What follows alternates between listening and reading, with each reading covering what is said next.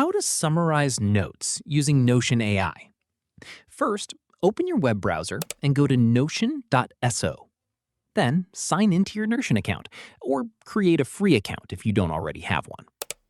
Once you're on the dashboard, open the page that contains the notes you want to summarize. If your notes aren't in Notion yet, simply create a new page and paste them into the document. Now highlight the notes you want to summarize.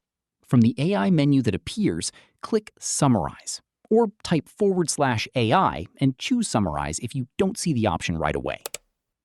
Notion AI will analyze your notes and generate a short, clear summary in just a few seconds.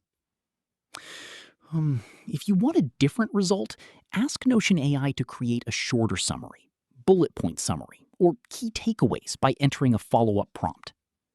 Once you're happy with the summary, review it and make any edits if needed. Since Notion automatically saves your changes, you don't have to click a Save button. That's it.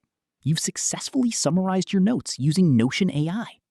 If this tutorial helped, don't forget to like this video, subscribe, and hit the notification bell for more AI tutorials.